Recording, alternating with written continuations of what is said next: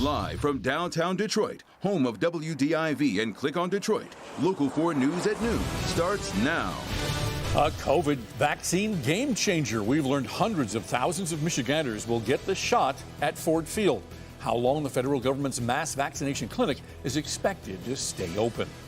And we're following two breaking stories. A judge refuses to dismiss charges against former Governor Rick Snyder in the Flint water crisis. But we begin with breaking news in the January 6th riot at the U.S. Capitol.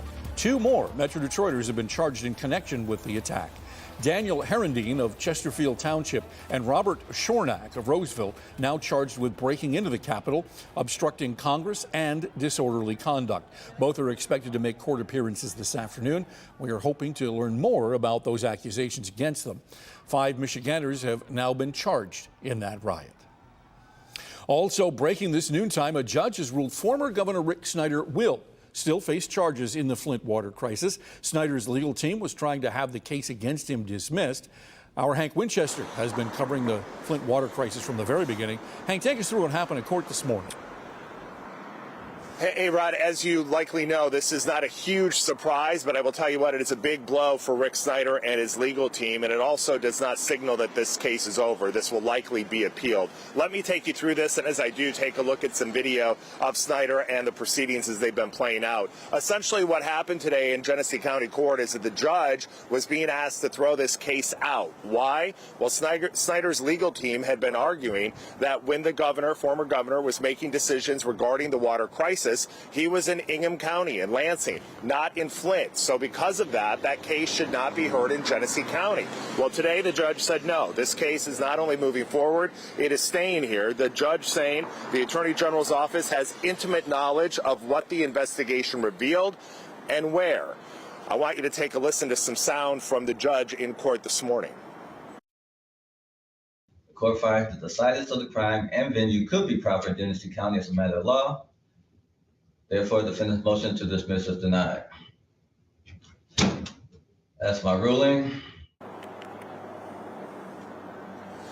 Back out here live. So the ruling made in court, and the judge saying before that ruling that essentially the reason he's made that decision is because there's so much evidence from the Attorney General's office that points to the fact that decisions were made within Genesee County that affected the people of Flint and that community.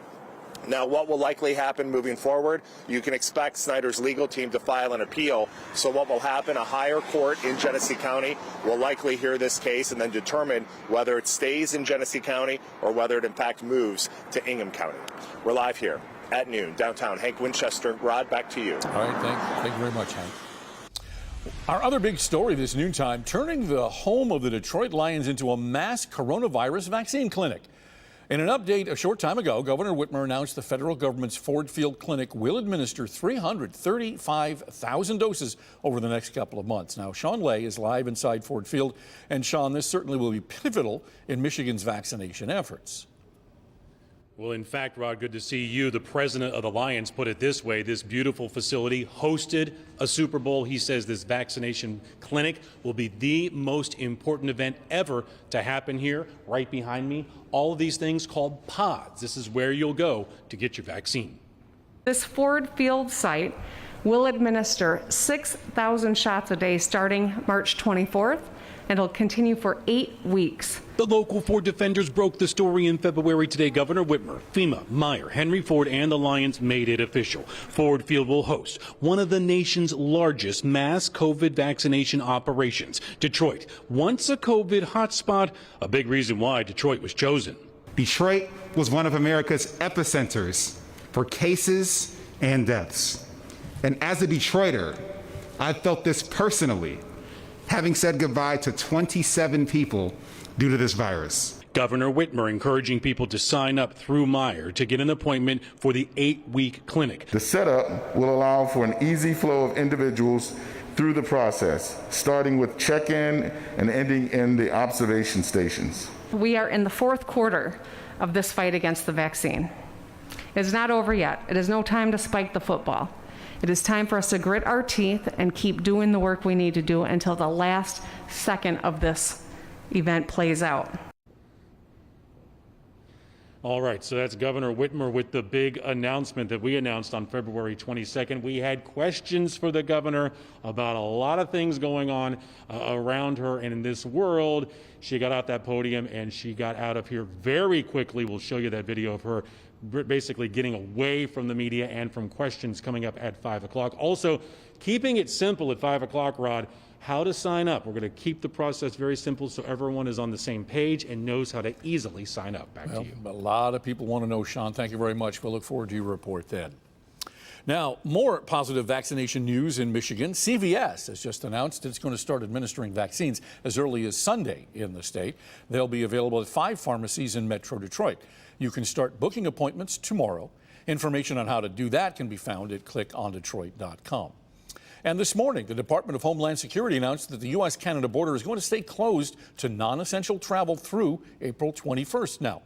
Governor Whitmer says grant payments from the state went out to nearly 56,000 people who work in entertainment, recreational, and food service venues. They'll be receiving checks of $793. And a new development today in the departure of the former head of the Michigan Department of Health and Human Services. Governor Whitmer and Robert Gordon have agreed to waive a confidentiality agreement amid backlash about Gordon's separation agreement. Gordon led the department that decided the state's COVID restrictions. He announced that he was stepping down in January and later was paid $155,000 as part of a separation agreement. Now, that deal required both sides to keep quiet about why he left, but that now has been dropped. Well, it's been a bit of a gloomy start to the day, and the wind is a big concern. Hold on to your hat, Brandon, as it gets a little blustery out there. You're tracking conditions that could bring some power outages even.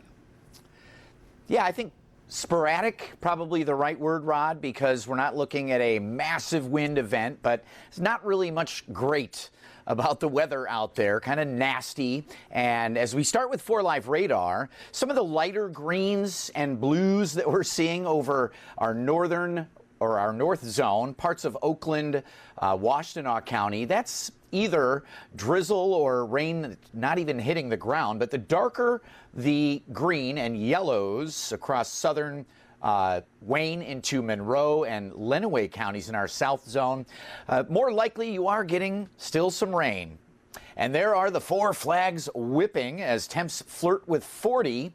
Northeast winds are 20 to 25 and at times will be 30 miles an hour, gusting to 40 or 45. So we could have wind gusts exceeding our air temperatures. That's not good.